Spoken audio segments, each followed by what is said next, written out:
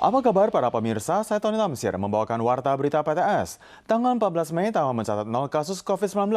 Meskipun kondisi pandemi mulai mereda, peraturan di bagian perbatasan Taiwan masih belum dicabut. Setiap orang yang masuk ke Taiwan harus menjalani karantina selama 14 hari. Jika melanggar atau kehilangan kontak, akan didenda sebesar 100.000 hingga 1 juta dolar Taiwan. Belakangan ini ada 2 PM yang kehilangan kontak saat karantina dan masing-masing didenda 1 juta dolar Taiwan.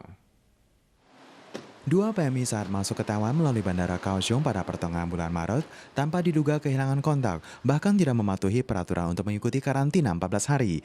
Kedua pelanggar tersebut dijatuhi hukuman denda masing-masing sebesar 1 juta dolar Taiwan oleh Departemen Kesehatan Kabupaten Pingtung. Setelah melalui upaya pencarian, kedua PMI berhasil ditangkap pada tanggal 24 April dan dimasukkan ke pusat penampungan. Departemen Kesehatan Kabupaten Pingtung pada tanggal 30 April mengajukan kasus salah satu PMI ke pengadilan dan menjadi kasus pertama pelanggaran peraturan pandemi oleh PMA yang diajukan ke pengadilan di Pingtung. Demikian juga dengan kasus PMI yang kedua. Namun karena kedua PMI mengaku tidak punya uang di Taiwan, Kementerian Kehakiman hanya bisa melakukan pelacakan kondisi keuangan yang ada. Jika tidak ditemukan harta kekayaan yang dapat diajukan, maka kedua PMI akan dideportasi ke negara asal.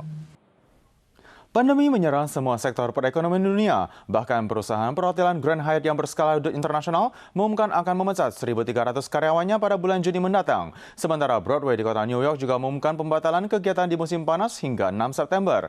Kondisi di Ocean Park Hong Kong jika tidak berhasil mendapatkan bantuan subsidi dari pemerintah, maka diprediksi akan bangkrut pada akhir Juni mendatang. Banyak industri perhotelan dan pariwisata di berbagai negara yang mendapatkan dampak serangan akibat pandemi COVID-19. Merujuk kepada data statistik Asosiasi Perhotelan Amerika, kerugian diderita oleh industri perhotelan mencapai 1,4 miliar dolar Amerika Serikat per minggunya atau setara 42 miliar dolar Taiwan. Perusahaan Grand Hyatt pada tanggal 11 Mei mengumumkan sejak Juni mendatang jumlah total pegawai di dunia akan dipangkas sebanyak 1.300 orang. Selain mengurangi gaji pimpinan tinggi, anggota dewan dan pegawai yang dipecat akan mendapatkan pesangon. Pandemi yang merebak di kota New York, Amerika memberlakukan larangan berkumpul lebih dari 500 orang. Teater Broadway sejak tanggal 12 Maret telah ditutup dan belum ada kabar kapan akan dibuka.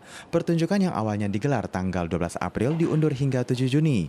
Hingga kini pihak Broadway mengumumkan akan menghentikan seluruh pertunjukan pada musim panas dan akan berhenti hingga Hari Buruh Amerika tanggal 6 September.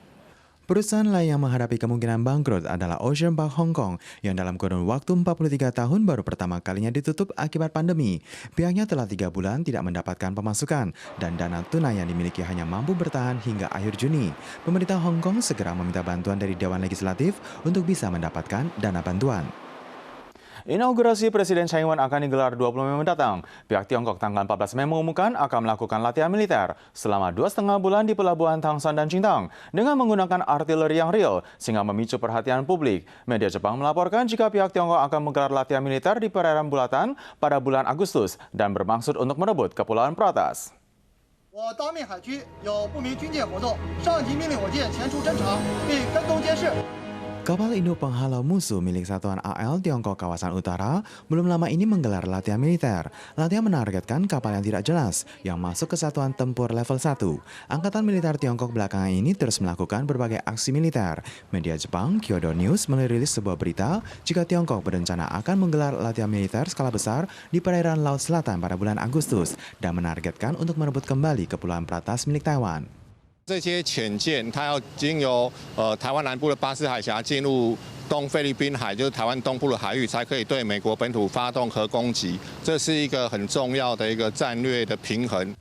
Prajurit komunis merencanakan penembakan dengan peluru nyata di pelabuhan Tangshan, namun situasi dalam kondisi sensitif. Ada pakar yang menganalisis jika hal ini berhubungan dengan rumor meninggalnya pimpinan Korea Selatan Kim Jong-un. Pihak Tiongkok Tengah menggalakkan latihan militer di bagian utara. Dikhawatirkan akan terjadi pertikaian militer. Taiwan tidak semata meningkatkan antisipasi. Pihak CGA menjelaskan satuan militer yang ditempatkan di Kepulauan Pratas tanggal 2 Mei juga menggelar latihan militer penembakan artileri mengelilingi pulau dan diprediksi akan digelar kembali pada bulan Juni mendatang guna memastikan berbagai fungsi mortir artileri, antisipasi penyerangan musuh yang hendak memasuki pulau. Para pemirsa, sekian Warta Berita dari PTS. Sampai jumpa.